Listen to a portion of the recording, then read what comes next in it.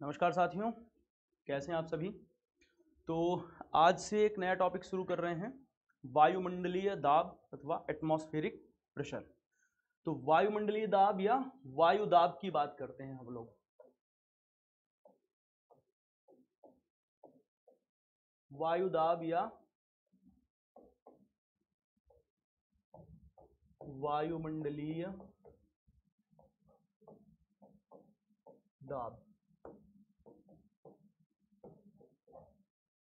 Atmospheric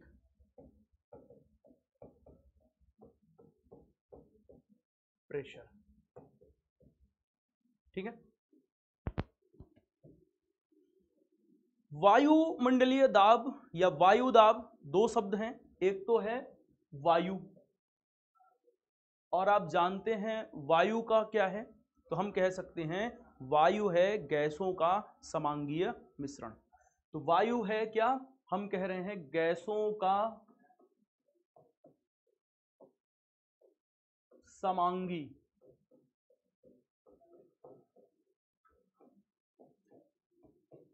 मिश्रण है। Homogeneous mixture of gases, गैसों का समांगी मिश्रण। समांगी मिश्रण का मतलब होता है ऐसा मिश्रण जिसमें उसके घटकों का अनुपात निश्चित होता है। जो कंपोनेंट्स हैं वो एक निश्चित अनुपात में मिले हुए होते हैं। और दूसरी तरफ है क्या, दाब। हम कह रहे हैं दाब क्या है, फोर्स पर यूनिट एरिया, प्रति इकाई क्षेत्र में, प्रति इकाई क्षेत्र में लगने वाला बल है अथवा भार है। तो हम कह सकते हैं वायुमंडल में क्या है, तो गैसों के समांगी मिश्रण के द्वारा प्रति इकाई क्षेत्रफल में लगने वाले बल अथवा भार को ही वायुमंडलीय दाब कहा जाता है। जो वायुमंडलीय दाब है अथवा वायु दाब है, गैसों की सघनता के साथ इसका सीधा संबंध होता है। तो हम कह सकते हैं कि गैसों की सघनता, गैसों की सघनता का वायु दाब के साथ सीधा संबंध है। जिस स्थान पर, किसी भी पर्टिकुलर स्थान पर अगर गैसों की सघनता अधिक है, एयर डेंसिटी अधिक है, ज्यादा सघन गैसें हैं, उस स्थान के प्रति इकाई क्षेत्रफल में गैसों के द्वारा लगने वाला जो भार होगा, बल होगा, वो अधिक होगा। अगर किसी पर्टिकुलर स्थान में सघनता कम हो रही है, सघनता अगर कम होगी, गैसों की सघनता कम हो जाएगी, तो उनके द्वारा लगने वाला भार या बल कम हो जाएगा, है ना। तो देखते हैं दो स्थितियों की बारे में विचार करते हैं। मान लिया जाए कि ये कोई एक स्थान है ए,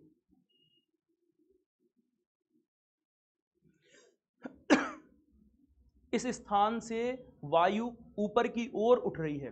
क्यों उठ रही है, किन कारणों से उठ रही है, इसकी चर्चा हम करेंगे, लेकिन अभी इस स्थान पर नहीं। वायु किसी कारण से इस स्थान पर क्या हो रही है, ऊपर की ओर उठ रही है। तो जब हवा ऊपर की ओर उठती है, हम इसे कहते हैं वायु का आरोहण, एसेंशन हो रहा है, आरोहण हो रहा है। हम क्या कह रहे हैं, वायु का आरोहण। तो वायु का आरोहण हो रहा है। जिस भी स्थान से हवा ऊपर की ओर उठ जाएगी, आरोहण होगा वायु का, इसका मतलब है कि इस स्थान पर सघनता में कमी आएगी। धीरे धीरे इस स्थान पर वायु की सघनता जो होगी वो कम हो जाएगी। और हम जानते हैं कि वायु की सघनता का वायु दाब के साथ सीधा संबंध है। इसका मतलब हुआ कि यहां पर जो बल लग रहा है उस बल में या भार में कमी आएगी। हम कह सकते हैं कि इस स्थान पर क्या हो जाएगा, गैसों की सघनता कम हो जाएगी, गैसों की सघनता कम होगी। और जैसे जैसे गैसों की सघनता कम होगी, हम कहेंगे कि वायु दाब भी कम हो गया। इसका मतलब हुआ कि इस स्थान पर लो प्रेशर डेवलप कर जाएगा। वायु दाब कम हो रहा है, इसका मतलब है क्या है कि इस स्थान विशेष पर लो प्रेशर का विकास हो रहा है, लो प्रेशर डेवलप कर रहा है, निम्न वायु दाब के क्षेत्र का विकास हो रहा है। इससे विपरीत स्थिति की चर्चा करते हैं। मान लेते हैं कि ये कोई एक स्थान B है और इस स्थान B में किसी कारण से हवा नीचे की ओर बैठ रही है, हवा नीचे की ओर बैठ रही है। तो जब वायु नीचे की ओर बैठेगी हम इसे कहते हैं डिसेंशन, वायु का अवरोहण। तो हम क्या कह रहे हैं, वायु का अवरोहण हो रहा है।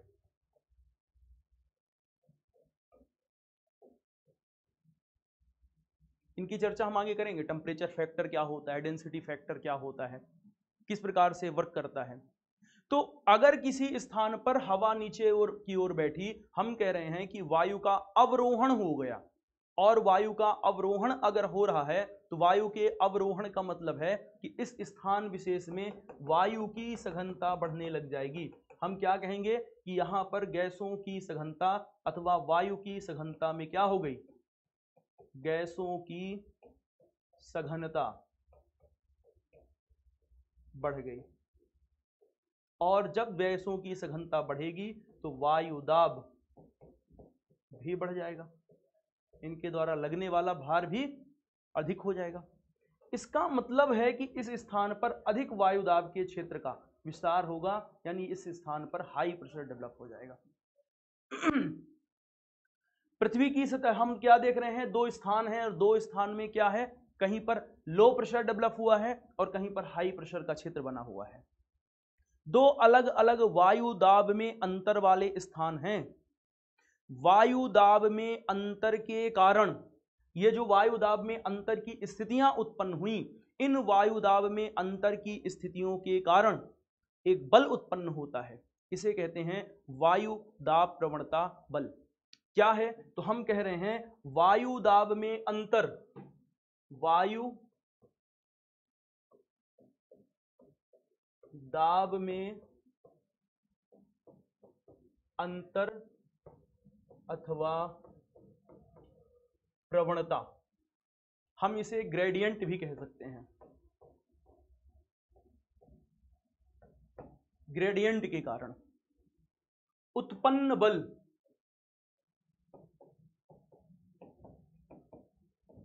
को कहा जाता है वायु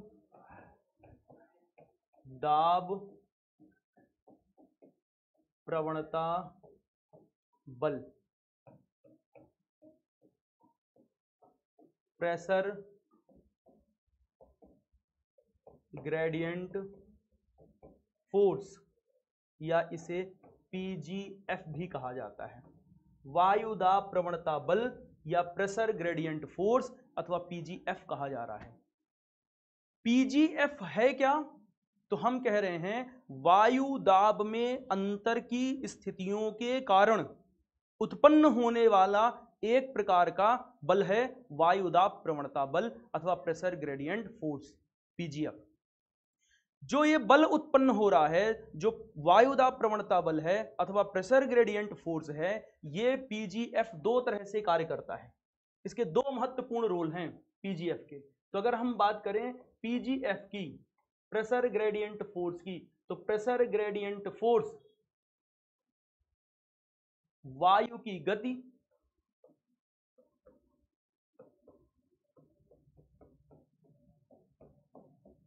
और वायु की दिशा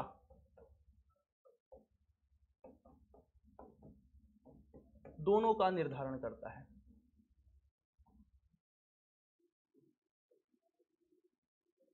किस वेग के साथ वायु का प्रवाह होगा, क्षैतिज प्रवाह होगा तो हम उसे कहेंगे कि पवन है, ऊर्ध्वाधर प्रवाह होगा तो हम कहेंगे वायु एयर करंट है। तो वायु की गति, वायु की दिशा, इन दोनों ही बातों के निर्धारण करने के पीछे जो फैक्टर काम कर रहा है, इस फैक्टर को हम कह रहे हैं वायु दाब प्रवणता बल। और ये वायु दाब प्रवणता बल उत्पन्न क्यों हुआ, तो हम कह रहे हैं वायु दाब में अंतर की स्थितियों के कारण उत्पन्न हुआ। वायु दाब प्रवणता बल का, पीजीएफ का, वायु की गति के साथ सीधा संबंध होता है।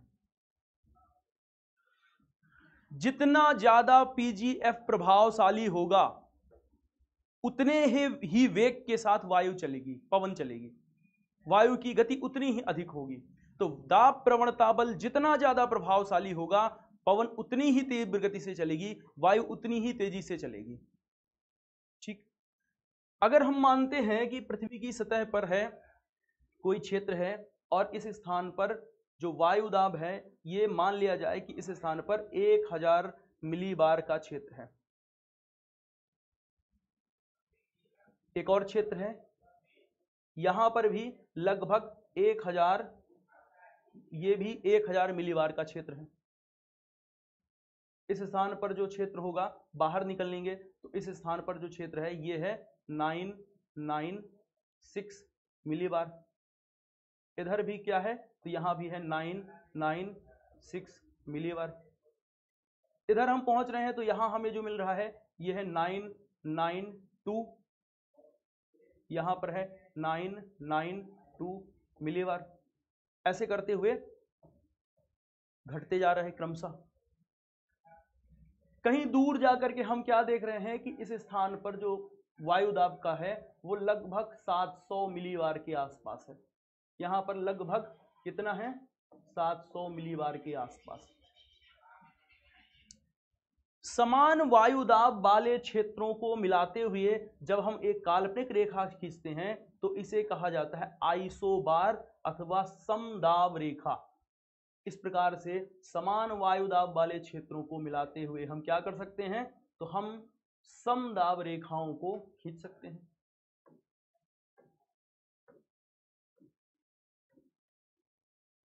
इन्हें कहा जाता है क्या, इन्हें हम कहते हैं समदाब रेखा, आइसोबार। समदाब रेखाएं क्या हैं, तो हम कह रहे हैं कि समान वायु दाब वाले क्षेत्रों को मिलाने वाली रेखाएं ही समदाब रेखाएं कहलाती हैं।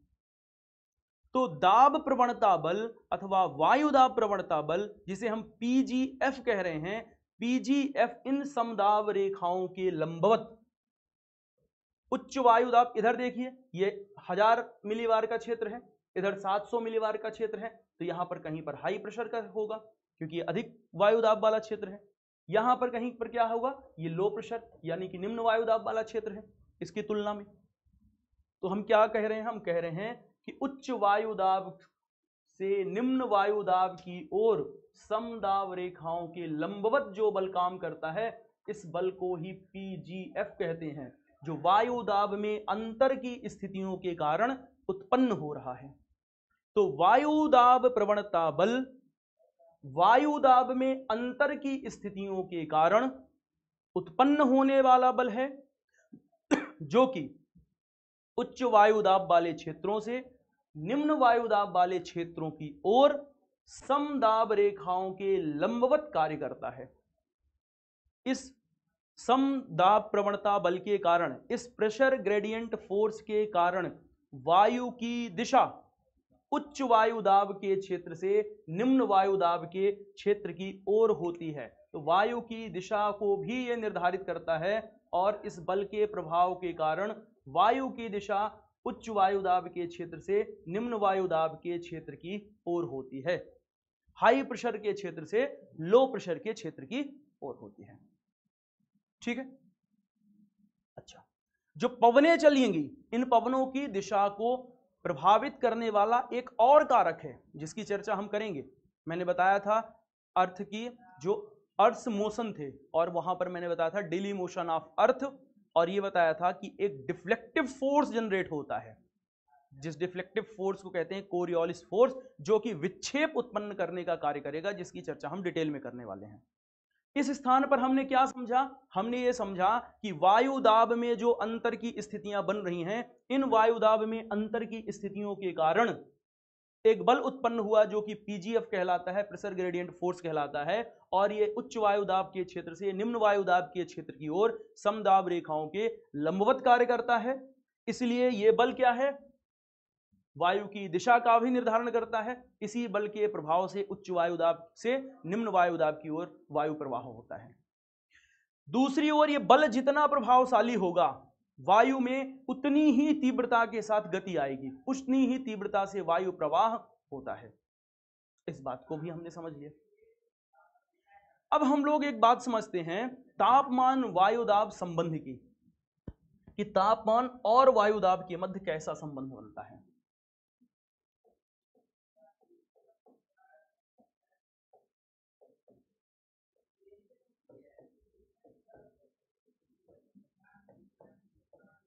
तापमान वायुदाब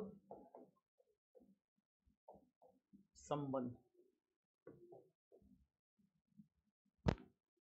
यह चर्चा हम कर रहे हैं शांत वायुमंडल की।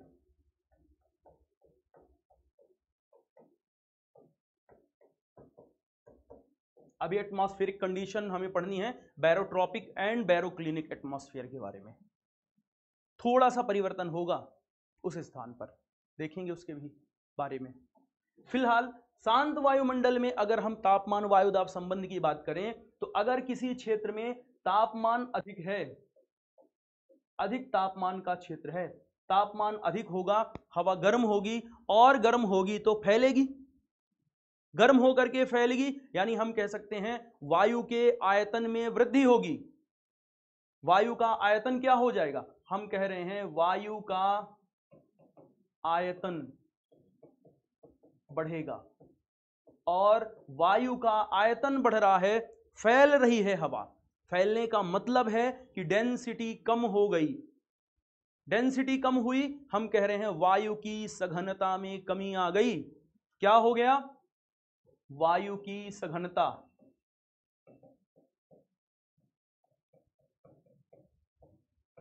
कम हो गई, वायु की सघनता में कमी आ गई। अब वायु की डेंसिटी में, सघनता में जैसे ही कमी आ रही है, इसका मतलब है क्या, हम कंक्लूजन ड्रॉ कर चुके हैं। देखिए पहले ही कि क्या बात का किया था हमने किया था कि गैसों की सघनता का वायुदाब से सीधा संबंध है। तो जैसे जैसे क्या हुआ, वायु की सघनता में कमी आ रही है, इसका मतलब है कि वायुदाब कम हो गया। तो हम कहेंगे कि वायुदाब क्या हो जाएगा, कम हो जाएगा। दूसरी तरफ अगर ऐसा कोई क्षेत्र है जिस स्थान पर तापमान में कमी आ रही है, तो आप कहेंगे तापमान में कमी आ रही है, इसका मतलब है सर कि अब वायु का आयतन कम होगा, पास पास अणु आएंगे, वायु का आयतन घटना शुरू हो जाएगा। तो वायु का आयतन, वॉल्यूम कम हो जाएगा, और जैसे ही आयतन कम होगा, इसका मतलब है कि वायु की डेंसिटी या सघनता बढ़ जाएगी। सघनता बढ़ेगी, इसका मतलब है कि प्रति इकाई क्षेत्रफल में लगने वाला बल बढ़ गया। सघनता बढ़ गई, इसका मतलब है कि प्रति इकाई क्षेत्रफल में लगने वाला बल या भार बढ़ा, मतलब है कि वायु दाब बढ़ गया।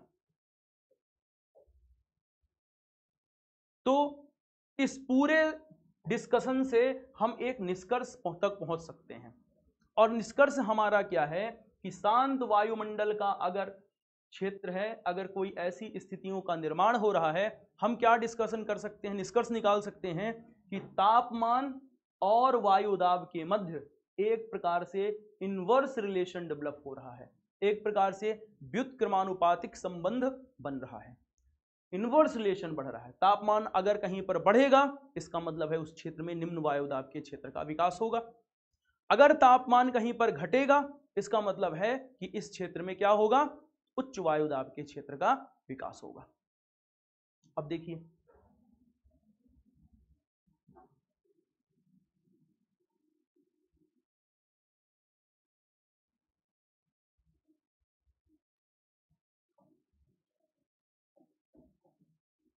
(90 डिग्री साउथ), तो विषुवत रेखीय क्षेत्र है, 0 डिग्री अक्षांश, 90 डिग्री नॉर्थ और 90 डिग्री साउथ। विषुवत रेखीय क्षेत्रों से ध्रुवों की ओर जाने पर, जैसे जैसे हम विषुवत रेखीय क्षेत्र से ध्रुवों की ओर जा रहे हैं, वैसे वैसे तापमान में कमी की स्थिति देखने को मिलती है। तापमान क्रमशः घट रहा होता है।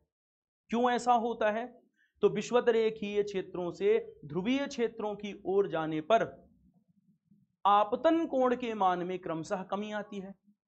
आपतन कोण यानी कि सौर किरण और पृथ्वी की सतह के मध्य निर्मित होने वाला कोण। तो सौर किरण और पृथ्वी की सतह के मध्य निर्मित कोण को ही हम कहते हैं आपतन कोण, और आपतन कोण के मान में क्रमशः कमी आती है। आपतन कोण के मान में कमी आने का मतलब है कि प्रति इकाई क्षेत्रफल में प्राप्त होने वाली सौर ऊर्जा की मात्रा में भी कमी आ गई। अब प्रति इकाई क्षेत्रफल में प्राप्त होने वाली सौर ऊर्जा की मात्रा में कमी आ रही है, इसका मतलब क्या है कि तापमान क्रमशः कम हो जाएगा। तो जैसे जैसे हम विषुवतरेखीय क्षेत्र से ध्रुवीय क्षेत्रों की ओर जा रहे हैं, वैसे वैसे पृथ्वी की सतह के प्रति इकाई क्षेत्रफल में प्राप्त होने वाली सौर ऊर्जा की मात्रा कम हो रही है, और प्रति इकाई क्षेत्रफल में प्राप्त होने वाली सौर ऊर्जा की मात्रा में कमी के पीछे का कारण क्या है? तो कमी के पीछे का कारण है आपतन कोण का कम होना। और जैसे ही इसके मान में कमी आएगी, हम कह रहे हैं कि क्या होगा? प्रेशर बढ़ना शुरू हो जाएगा।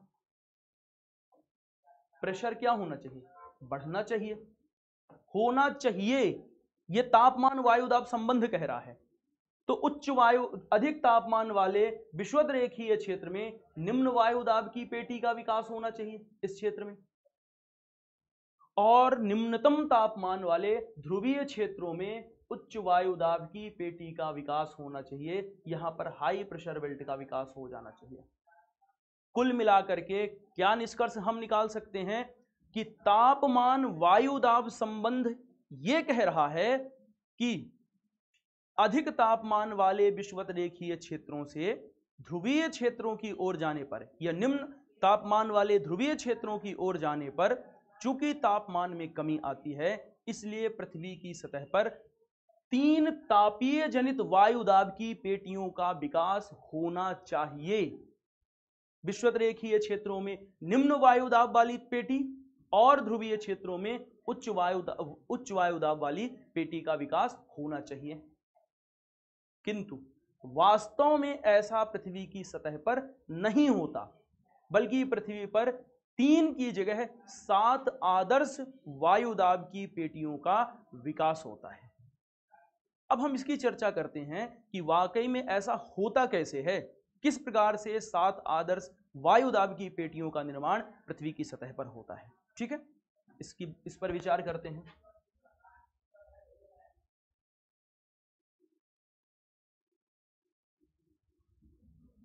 मान लिया हमने कि ये पृथ्वी की सतह के आसपास की बात हो रही है, तो चूंकि हम समझने के लिए एक लेआउट मैप डायग्राम बना रहे हैं, तो ये पृथ्वी की सतह है।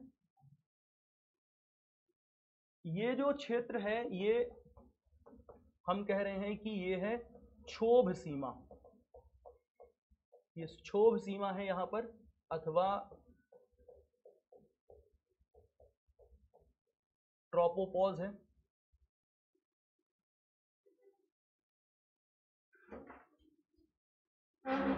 यहां पर है 0 डिग्री, विषुवतरेखीय क्षेत्र है। तो 0 डिग्री अक्षांश का क्षेत्र है, विषुवतरेखीय क्षेत्र है। विषुवतरेखीय क्षेत्र में वर्ष भर आपतन कोण का मान अधिक होता है। तो विषुवतरेखीय क्षेत्र में वर्ष भर आपतन कोण का मान अधिक होता है। चूंकि विषुवतरेखीय क्षेत्र में क्या है, हम कह रहे हैं विषुवतरेखीय क्षेत्र अधिक तापमान वाला क्षेत्र है, क्योंकि यहां पर आपतन कोण का मान वर्ष भर अधिक होता है। तो वर्ष भर अधिक आपतन कोण होने के कारण वर्ष भर अधिक तापमान, वर्ष भर अधिक तापमान, इसका मतलब है कि वायु गर्म होकर के इस स्थान से ऊपर की ओर उठती है। तो विषुवतरेखीय क्षेत्रों में लगातार वायु का आरोहण होता है। हम कह रहे हैं यहां पर वायु का आरोहण होता है, और वायु का आरोहण होने से वायु की सघनता घटती है। तो हम क्या समझ रहे हैं, वायु की सघनता में कमी आती है, और वायु की सघनता में कमी आने के कारण वायुदाब भी घट जाता है, और वायुदाब में कमी के कारण इस स्थान पर लो प्रेशर का विकास हो जाता है।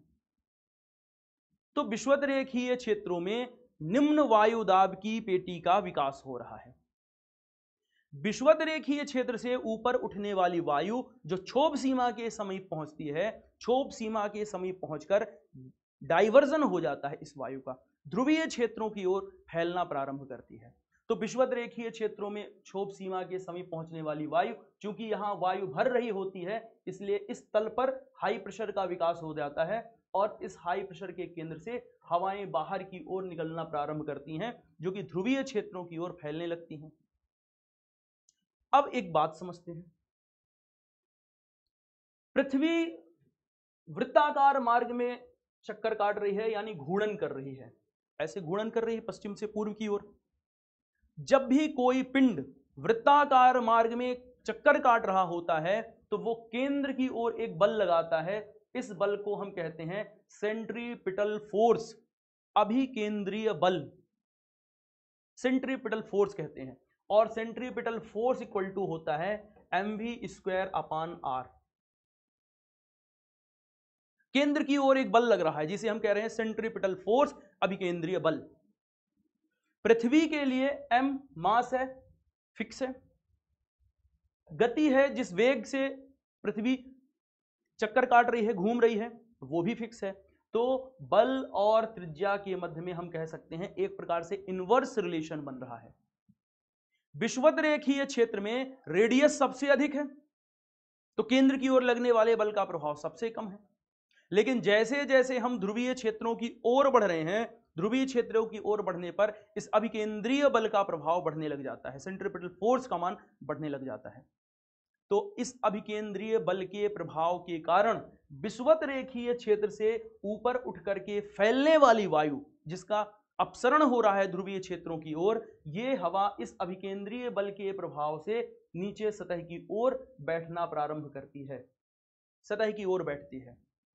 जिन स्थानों पर ये वायु बैठना प्रारंभ करती है, यहां से 30 डिग्री अक्षांश रेखाएं गुजर रही हैं, जिसे हम 30 डिग्री नॉर्थ अथवा 30 डिग्री साउथ कह रहे हैं। इसे उपोष्णकटिबंधीय क्षेत्र कहा जाता है, सब ट्रॉपिकल जोन कहा जाता है।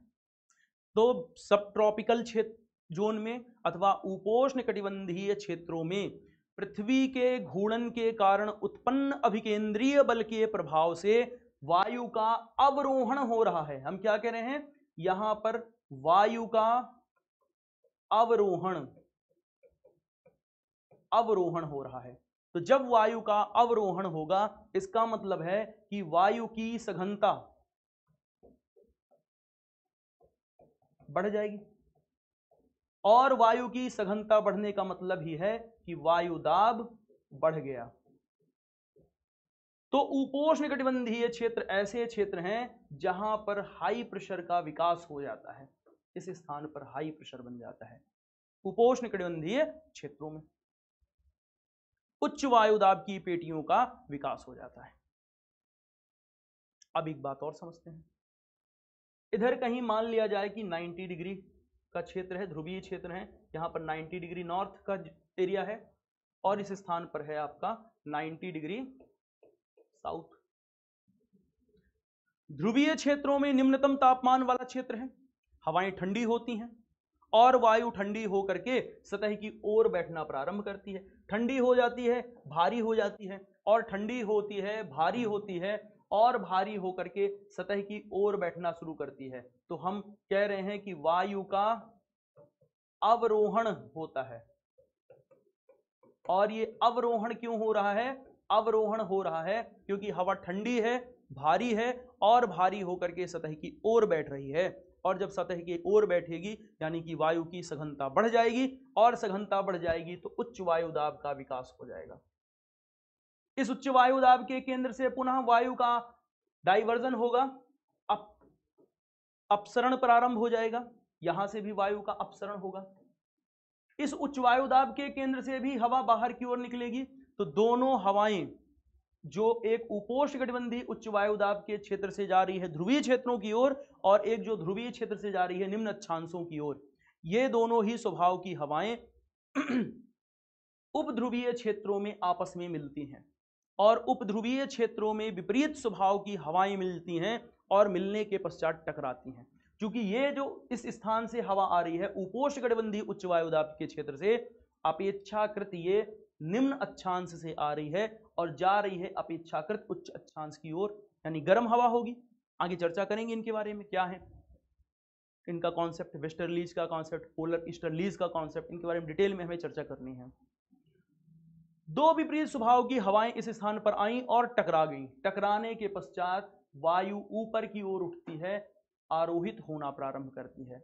तो जब दो विपरीत स्वभाव की हवाएं कन्वर्ज कर रही हैं और फिर इनका एसेंशन होता है, तब निम्न वायुदाब के क्षेत्र का विकास हो जाता है।